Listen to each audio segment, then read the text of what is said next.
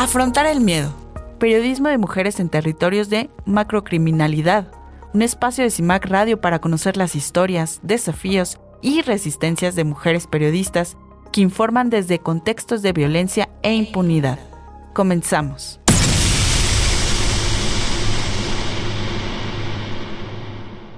¿Qué tal? Buenas tardes, querida audiencia. Nos encontramos en una edición más de Afrontar el Miedo, un programa de CIMAC Radio para escuchar, nombrar y acompañar. Mi nombre es Angélica Cortés Neri y les doy la más cordial bienvenida a este espacio. Hoy queremos conversar con ustedes pues un tema que últimamente ha generado un debate intenso en redes sociales, en medios, y estamos hablando de los derechos de las audiencias, la libertad de expresión y los cambios que se discuten en torno a los lineamientos de derechos de las audiencias, específicamente después de los comentarios que hizo la presidenta Claudia Sheinbaum en una mañanera de hace unos días.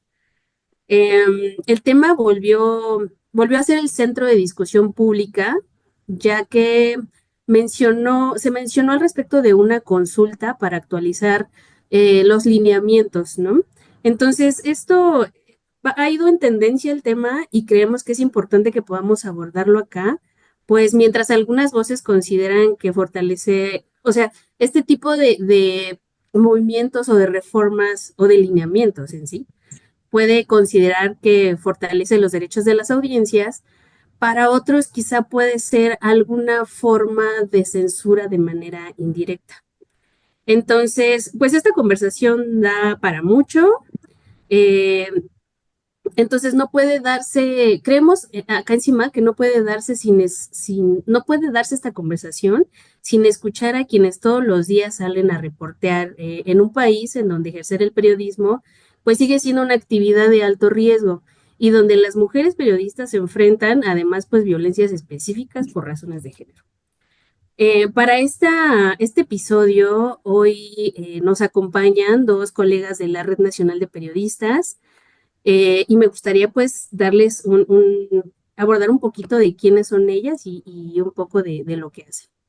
Por acá nos acompaña Alfonsina Ávila, ella es periodista en Guanajuato desde hace 14 años y realiza cobertura de nota diaria y también pues tiene un especial interés en periodismo de investigación, se enfoca en temas de derechos humanos, género, medio ambiente, corrupción y administración pública. También nos acompaña Miriam González, quien es una periodista y comunicóloga especializada en género, migración y derechos humanos con más de 20 años de experiencia en el diseño y liderazgo de estrategias de comunicación, campañas de incidencia pública y fortalecimiento institucional para organizaciones de la sociedad civil. Entonces, pues les doy la más cordial bienvenidas, Alfonsina y Miriam, y pues qué gustazo tenerlas por acá en este espacio. Muchas gracias, Angélica, por invitarnos. Gracias por la invitación y éxito a este programa. Claro que sí, chicas. Pues miren, para comenzar, perdón, me gustaría que pudieran, pues también, que pudieran tomar la palabra y si quieren nos vamos así primero Alfon y luego Miriam, para que nos contaran un poquito. Digo, yo ya hablé como un poco sobre su semblanza, pero me gustaría que iniciáramos, si les parece bien, nos pudieran contar desde dónde hacen periodismo, qué les mueve. ¿Cómo ha sido ejercer esta profesión siendo mujeres en México? Y pues, ¿qué significa para ustedes formar parte de la Red Nacional de Periodistas, que pues también apuesta por una forma de hacer periodismo y cuidarnos de manera colectiva? Ay, muchísimas gracias, Angie, y a Miriam por esta invitación. Y pues sí, yo ejerzo el periodismo desde Guanajuato, que es uno de los estados, pues, en los últimos años, pues, más violentos en el país, particularmente también para los periodistas, ¿no? Hace unos días nos daba un informe la Fiscalía ante la ONU, CIMAC y otras organizaciones como Artículo 19 y el Espacio OSC, que en Guanajuato hay en los últimos 10 años 12 compañeros que fueron víctimas, bueno, de asesinato. No sabíamos hasta hace unos días si estaban relacionados a su actividad periodística, pero pues lo más grave es que muchos de estos casos no tienen un avance en las investigaciones, ¿no? En esos casos nos tienen preocupados porque cada año se han incrementado la violencia y lo hemos visto así en otras partes del país. Y esa violencia pues se ha enfocado también mucho hacia nosotros como mujeres periodistas, incluso como lo ha documentado CIMAC, por actores públicos, ¿no? Funcionarios, y va desde estas amenazas que van en, en las redes sociales, luego presenciales y luego la intimidación, y vemos que han escalado. Y bueno, para mí es muy importante pertenecer a la red porque esta red es una red de mujeres periodistas comunicadoras, que tiene importancia de hablar de nuestro ejercicio como periodistas, sobre todo periodistas feministas, y entender que sí es diferente de cómo ejercemos el periodismo como mujeres, y tenemos esta interés como muy permanente hacia temas que usualmente otros colegas periodistas hombres no abordan, ¿no? Sobre todo derechos humanos. Para mí eso es muy importante. Claro, sí, totalmente de acuerdo.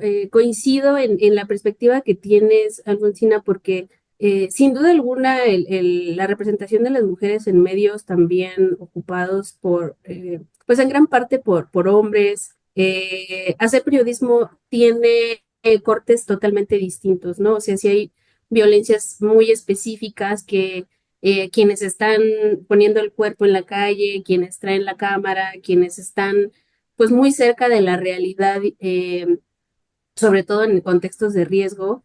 Siendo mujeres, creo que suelen enfrentar situaciones, eh, pues que sin duda alguna pueden amenazar la integridad, ¿no? De ustedes, quienes hacen pues esta labor afuera, en la calle. Y creo que sí es bien importante posicionarse desde esos espacios porque pues también es un periodismo, desde mi punto de vista, pues de resistencia, ¿no? Y bueno, un poquito para retomar este contexto de las audiencias y de la mañanera, específicamente el pasado pues 28 de julio, que es cuando se plantea esta actualización de los lineamientos de derechos de las audiencias y que además pues esto se anuncia a través de una supuesta consulta pública en el que la presidenta habla sobre una necesidad de actualizar pues reglas para los medios de comunicación. Sabemos que este tema pues puede ser, o sea, es un tema en el que juega mucho un discurso, incluso podría verse como engañoso, ¿no? Entonces, poniendo esto sobre la mesa, me gustaría que desde su experiencia me pudieran comentar, ¿ustedes qué creen que está en juego en esta discusión? Porque es importante que las audiencias eh, conozcan el debate, pero también creo que es importante que sepan las implicaciones, ¿no? Para las implicaciones para, pues, quien desea ejercer el derecho a la libertad de expresión y sobre todo, pues, en el trabajo de las periodistas, las y los periodistas.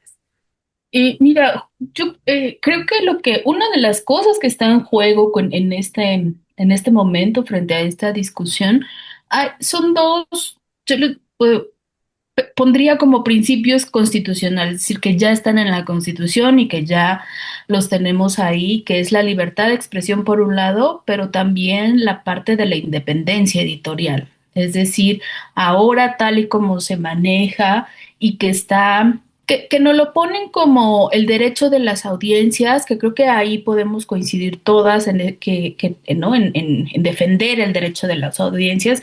Sin embargo, en como está planteado de una forma velada, lo que está de fondo justo es esta independencia editorial y esta libertad de expresión.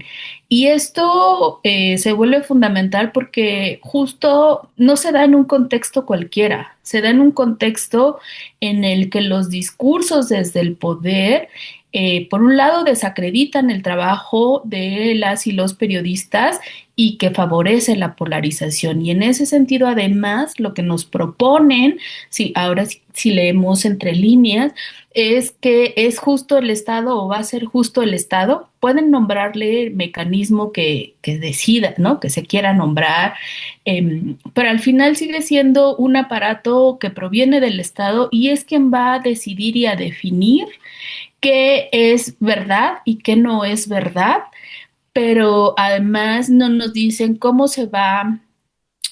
esto se va a delimitar, o sea, es decir, con base en qué alguien va a decidir lo que es verdad y lo que no, y cómo no se va a dejar, y creo que ese es el centro del debate, a las interpretaciones discrecionales y a censurar lo que los medios de comunicación, no, las periodistas o los periodistas difundan. Entonces, creo que ahí hay un tema que, o sea, que se van cruzando, que se van entretejiendo, que no es simplemente decir, no, vamos a seguir estos pasos o este protocolo, porque creo que hay muchos temas en medio que se van tejiendo.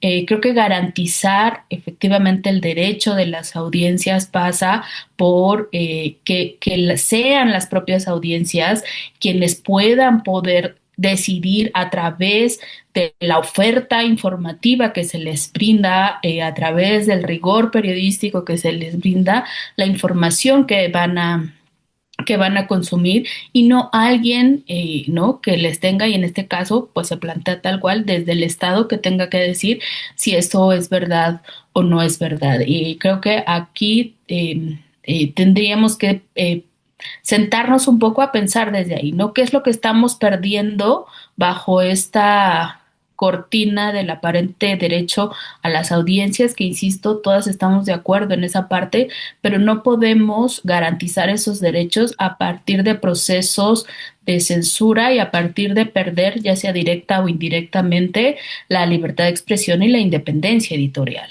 Sí, totalmente de acuerdo.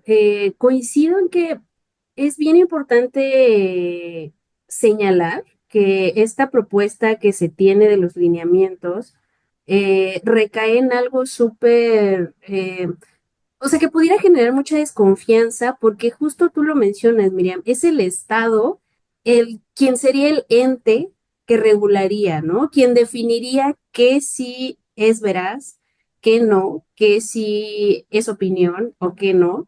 O sea, creo que aquí es donde viene un discurso como que pudiera ser engañoso, que pudiera tener un trasfondo, que pudiera ser de mucho cuidado y justo es en donde entra mucha controversia.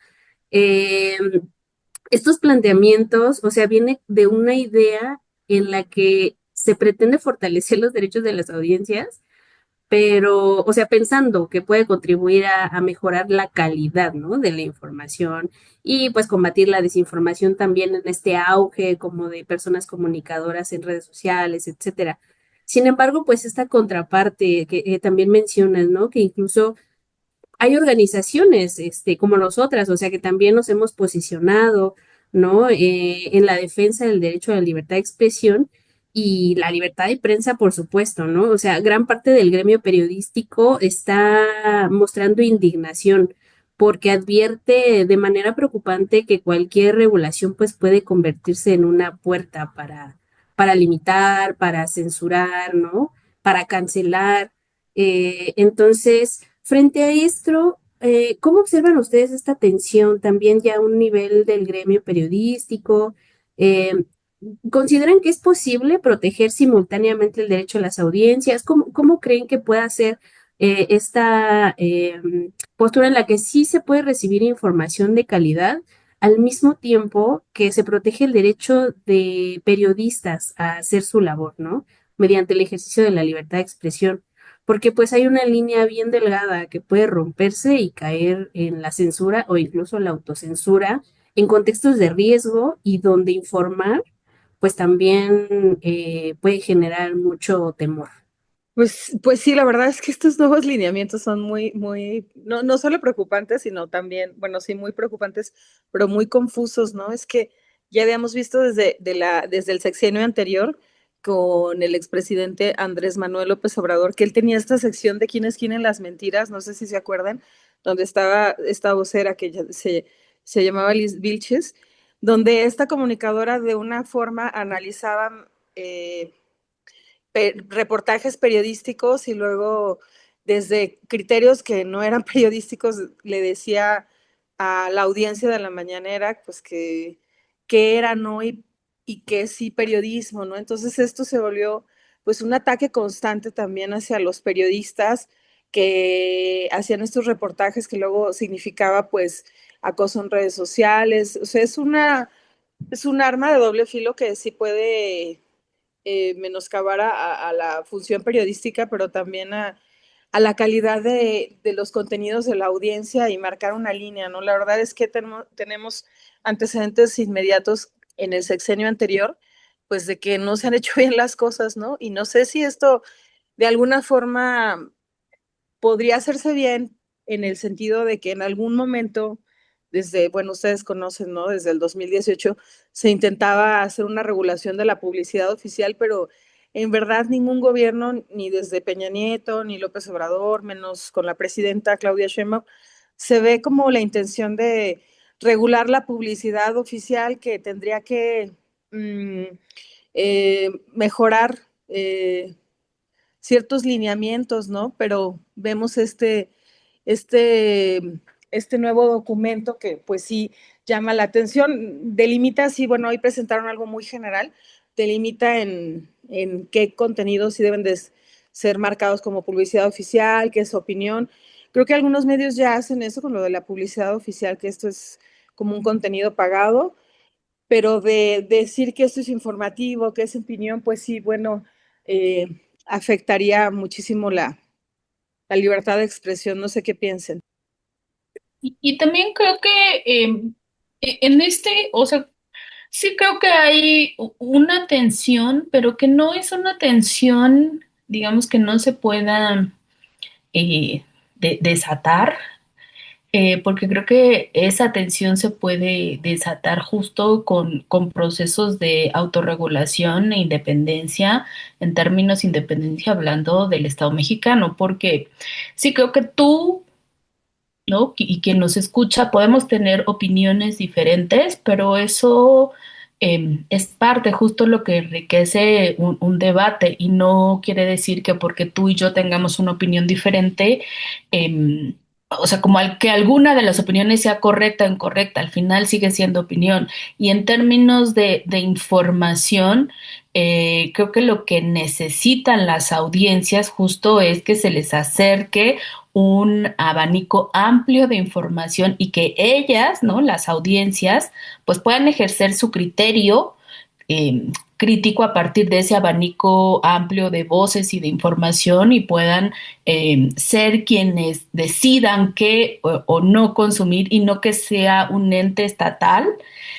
¿No? Bajo esta figura del defensor de audiencias, quienes les diga a quienes digan a las personas qué es lo que deben o no deben consumir, ¿con base a qué? Con base a sus criterios. Entonces creo que el centro de todo está justo que lejos de defender efectivamente los derechos de la audiencia, lo que se busca es que desde el Estado se le pueda decir a esas audiencias qué deben o qué no deben consumir. Y ahí es donde está ese riesgo que al inicio compartía de que perdamos estos principios constitucionales que tienen que ver con la libertad de expresión y con la independencia editorial. Pero además, yo insistiría en que esto no lo podemos leer sin el contexto. Y en el contexto en el que estamos ahora es un contexto de alguna forma, bueno, no de alguna forma, de polarización del poder. Entonces, o sea, podemos aquí, ¿no? Sacar la lista y seguramente quienes nos escuchan van a recordar mucha información que ha salido justo desde la mañanera, donde en teoría nos tendrían que estar dando información certera, veraz, y muchas veces cuando empieces tú este proceso como periodista de investigación, de buscar más voces, pues te vas dando cuenta que justo lo que nos compartieron no necesariamente está pegado a lo veraz. Y podemos tener desde algo tan simple como aquella fotografía en Palacio Nacional que de la mañanera nos dijeron no, es inteligencia artificial, y a los pocos días dijeron no, sí, sí es real. Entonces, yo creo que hay que como hacer un pasito para atrás y mirar mucho más amplio lo que ahora nos están mostrando yo insisto con esta aparente capa de, o este manto aparente de el derecho de las audiencias y a la información que reciben las audiencias. Sí, sí, y además, o sea, es bien peligroso hablar justo sobre esta responsabilidad, o sea, ¿en quién cae la responsabilidad? Vuelvo al tema, ¿no? Como de, bueno, al punto en el que el Estado es quien regula, desconocemos totalmente cómo sería esta estructura de sí, de regulación de qué decir qué información es válida, que no. O sea, sí lo veo como muy peligroso en el contexto que mencionas, Miriam, porque, o sea, hace un rato que Alfonsina mencionaba que estaba en Guanajuato y según pues también los últimos incidentes pues de asesinato de algunos colaboradores y haciendo un reconteo que son, o sea, estamos en el mes de agosto y van 7 a nivel nacional.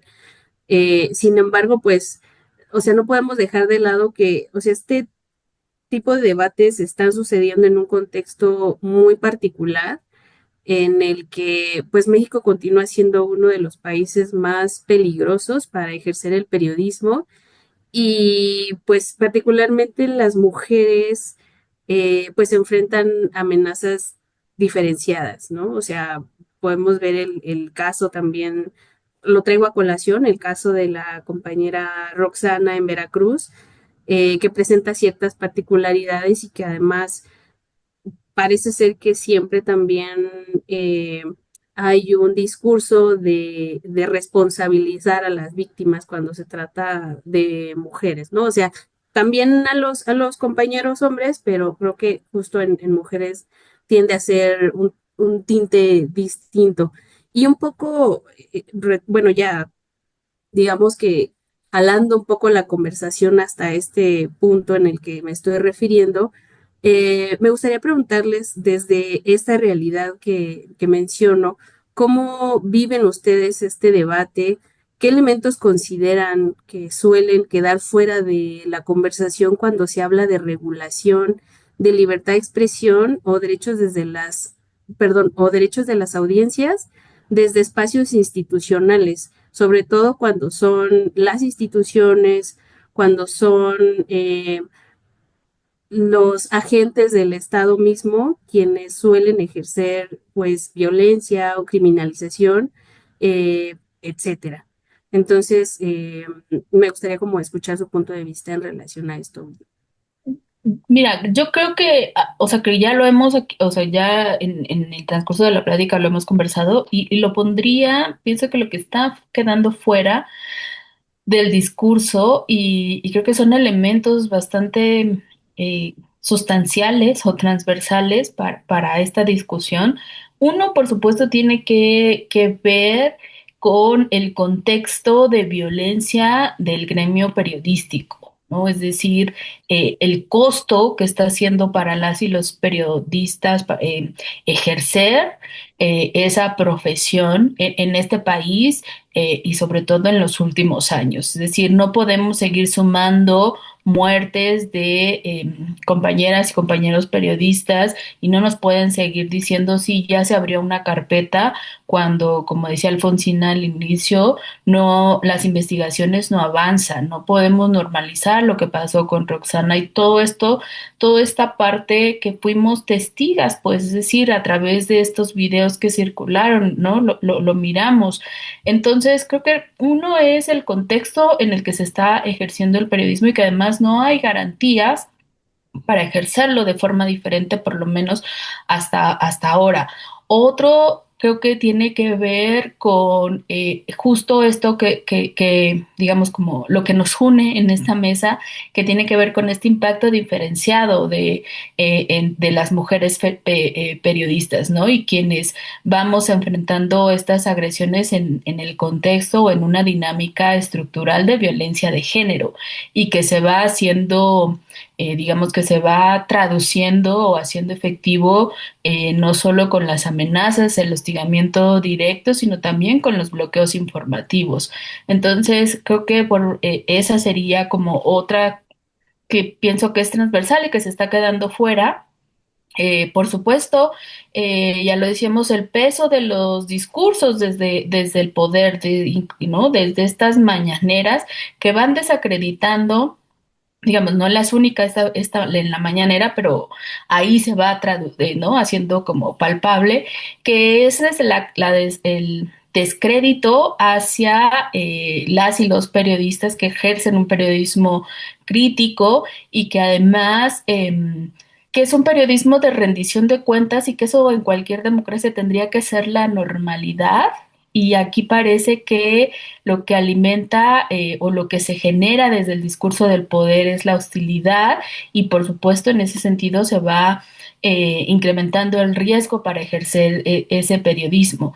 Y la otra parte que igual considero que queda fuera es que tampoco se reconoce que los mecanismos que hoy existen para la protección de las y los periodistas desde el Estado, pues se reducen a medidas de reacción, pero además son insuficientes y además no hay un proceso o una política que vaya encaminada justo a atacar, pongámoslo así, la impunidad y las causas estructurales que permiten esta violencia. Entonces, creo que estos elementos, si se quedan, o sea, si se quedan fuera de esta discusión que en este momento está abierta, em, creo que lo único que va a hacer es que son, desde mi punto de vista, son elementos de la base que si sobre eso no se genera un análisis más amplio,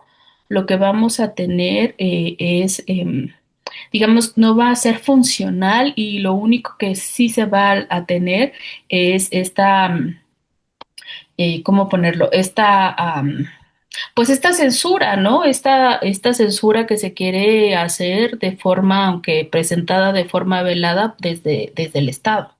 Sí, muchas gracias, Miriam, por darnos estas reflexiones tan contundentes para que podamos visualizar, pues, este tema de fondo.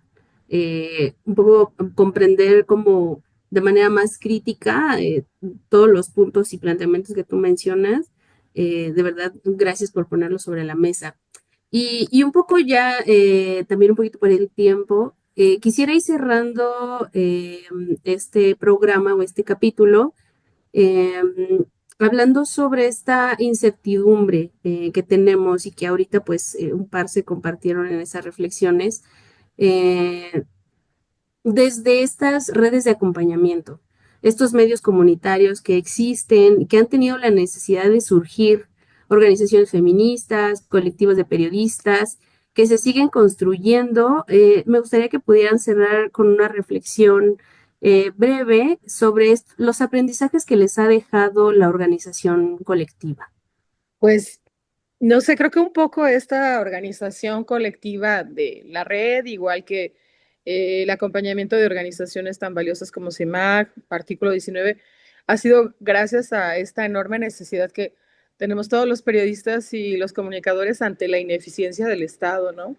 Hemos visto como compañeras de la red han tenido que litigar contra el propio mecanismo y la FEATLE porque han dejado de tener medidas de protección, cada vez quieren desentenderse más de la función que les corresponde, limitar nuestros derechos, y eso es cada vez más evidente, ¿no? Porque si lo hace el mecanismo federal, lo replican los estados y se vuelve muy complejo hacer periodismo en medio de esa desprotección. Y pues estas redes de acompañamiento como orgánicas que se dan y a través de otras organizaciones son lo único que sostienen pues de forma valiosa el hacer el periodismo, ¿no? Esa resistencia y también el continuar. Muchas gracias, Alfonsina. Creo que justo para continuar se necesita, o no es que se necesite, sino lo hace un poco más ligero de repente resistir o enfrentar estas situaciones que golpean fuertemente pues los derechos humanos, o específicamente ahora que estamos hablando de derecho a la libertad de expresión. Eh, Les agradezco mucho, de verdad, que nos hayan compartido sus reflexiones y pues también agradezco mucho que exista una red nacional de periodistas. Creo que ahora en esta vinculación y articulación con ustedes las hemos conocido y también sabemos que hacen una ardua y gran labor de acompañamiento y de saber que pues ahí están, ¿no? Ahí están para muchas también que quizá no las conocen y que ojalá pues a través de este programa pues también puedan tener un acercamiento con ustedes y saber y reconocer el gran trabajo que se ha hecho como red. Nos quedamos con una idea fundamental para cerrar este programa. La defensa de los derechos de las audiencias no debería de usarse para golpear el periodismo libre, crítico y seguro. En una democracia, las audiencias necesitan información plural, rigurosa y contextualizada, como se mencionaba en esta conversación. También se necesitan periodistas que puedan investigar y publicar sin miedo, sin violencia y sin censura. Desde los feminismos sabemos que ningún derecho se sostiene en soledad. Los derechos, perdón, se fortalecen cuando se construyen de manera colectiva, como lo es la Red Nacional de Periodistas, y como esa hay varias y seguramente otras surgirán. Cuando escuchamos la experiencia de quienes históricamente han sido excluidas y cuando ponemos el cuidado en el centro, eso es lo realmente valioso también. Y bueno, de esta manera cerramos este programa. Les agradezco mucho, Miriam y Alfonsina, por compartir este espacio. Y gracias también a la audiencia que nos escucha por acompañarnos en una emisión más de Afrontar el Miedo. Nos vemos en el siguiente capítulo. Muchísimas gracias. Este programa fue realizado gracias a la Fundación Heinrich Böll Stiftung. Esto fue Afrontar el Miedo, periodismo de mujeres en territorios de macrocriminalidad, un programa de CIMAC Radio. Te invitamos a consultar más contenidos en cimacnoticias.com.mx y en cimac.org.mx, así como a seguir nuestras redes sociales. Nos escuchamos la siguiente semana.